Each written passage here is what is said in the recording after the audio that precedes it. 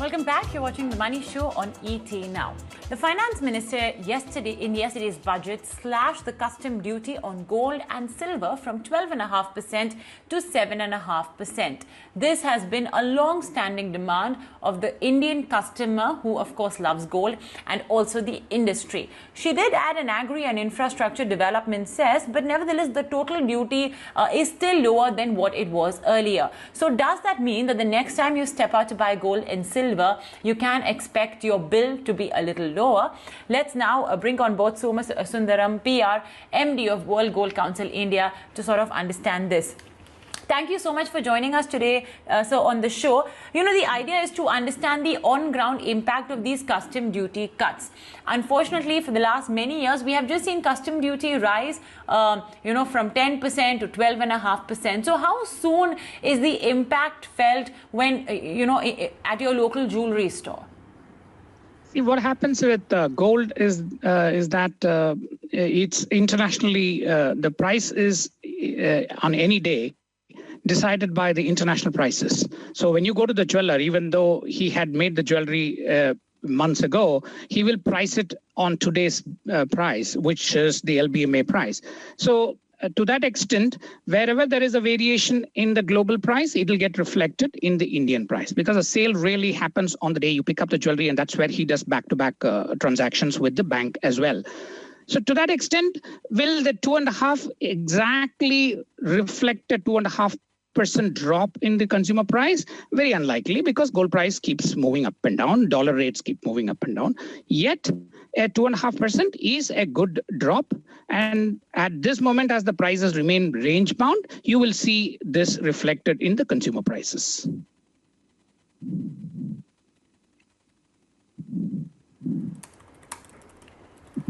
Okay, so for now, it may not directly reflect in the consumer price, but it's only because gold prices are more or less range bound that you will be able to get maybe an attractive price. And let's not forget, now I think all of us are sort of used to the fact that gold is at 50,000 rupees per 10 grams. So it's, I think, a well-accepted fact as well by customers that, this is what the price is and this is what we'll have to live with. So in what sense then does this custom duty, will it ever get, passed on maybe to the customer in any manner? I mean, today, if let's say like 5 days ago, if I bought a gold coin, which is one of the most commonly purchased items, let's say if I bought a small gold coin, I will be charged a certain figure. Should I not expect then, maybe a small reduction in that figure, let's say if I go 10 days later? Well, it is definitely the reduced duty will be reflected, but will you see that impact on the gold price? It is very difficult to say. That's what I'm trying to say. The jeweler will definitely pass on the reduced duty to the buyer. There is no doubt about it. So you will obviously get the benefit of a lower duty. But the lower duty may be offset by an increase in the international price or rupee-dollar exchange rate. There are three factors. I mean, to put it simply, there is an international price in dollar, there is a rupee-dollar exchange rate, and there is a duty. Now, duty has come down. You don't know how the other two factors will play. At this moment, certainly, as soon as the duty was reduced yesterday, and when people go to the shops today, they may see that reflected. But what I'm trying to say is, it is not something. It's not a commodity on which you have a fixed price, and therefore, when the duty comes down, you will immediately see that. There are two other factors. What happens to dollar rupee, even without a duty reduction?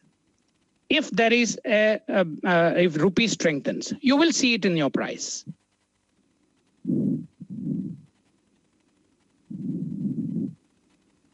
Okay, understood. So basically there are many moving parts to gold prices, folks. Remember that. Yes, there has been a cut in customs duty, but don't be surprised, if your jeweler says that no, prices are still as they were, because there's the whole dollar INR equation that comes into the picture. Let's not forget even international prices. I mean, we saw what happened to international silver prices, right? There was a massive, massive surge.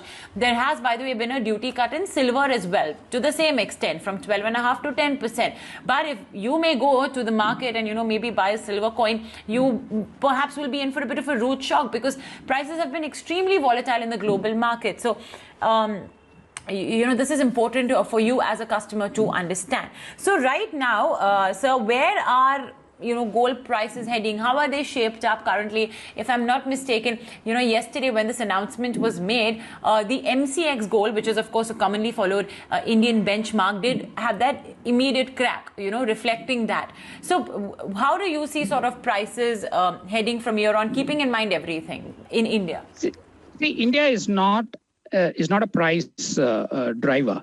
India is a price taker when it comes to gold or silver, for that matter. Price is decided by various factors. Primarily, the global interest rate scenario is a very, very significant factor in determining the international prices. There are other factors as well, but globally, global interest rates play a very significant part in the short run. In the long term, there are many other factors. On top of it, in the short run, again, issues like global uncertainties, anything, geopolitical anxieties. So all these do get reflected in the price, in the global price. Then India actually is a consumer. Therefore, it gets reflected in how we buy. And on top of it, how those factors have affected INR dollar. That also affects the gold price. So even though gold price, you may see, for instance, a $20 drop, if the INR depreciates, you will see a higher price. So at this moment of time, what we have seen last year has been an enormous increase in investment into ETFs, which is because most of the investors have found gold to be a safe haven. We had a record inflows into global ETFs. So, and that's been driven by low interest rates as well. And that continues now. You're not going to see interest rates rise in a hurry. And there are other anxieties as well about economic recovery. So these factors do tend to give support to gold. But at what point of time and what you see, how will it get reflected is all something which we'll have to wait and see.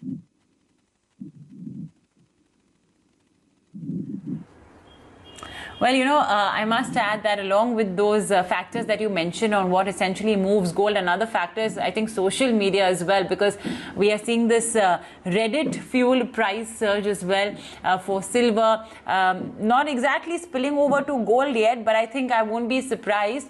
We already have reports about how this fuel surge is already affecting souk markets in the Middle East, etc., and how many customers seem to be cancelling their orders as well.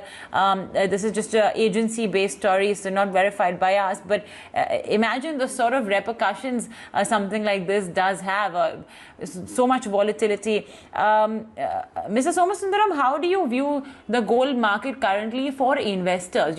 When we invested in gold last year, it was primarily because of the kind of safety it offered in a COVID ravaged world, in a world where there was so much uncertainty. Do you think that investment demand surge that we saw in 2020 for gold will continue in 2021? Specifically, if you look at what is going to happen to gold, the factors that affected 2020, you will see them in sharp focus in the next few years, because now COVID is, you can say, by and large, understood. We haven't still conquered it, but the post-COVID impact is going to have a positive effect on gold, because every government has now got higher fiscal deficits now. The stimulus across the countries is actually going to get reflected at some point or the other in gold prices. It is the same case, so most of the actions taken are inflationary, and there is still uncertainty about economic recovery. So all these factors put together certainly indicate that gold is a very, very safe instrument, a diversifier for investors. Stock markets are at their highs everywhere. They have just run ahead of economic recovery. So all these factors means that the risk is higher. And when risk is higher, gold plays a very, very good part as a diversifier. So gold has a very, very meaningful portfolio status in the next few years for investors. Absolutely. Absolutely. Yes, and that's what all personal finance experts as well say. Mr. Somasundaram, thank you so much for your time in helping us understand why this custom duty cut may not directly reflect the next time you go over to the jeweler, and, just in general, understanding the outlook for gold, in the coming year. Thank you so much once again for joining in.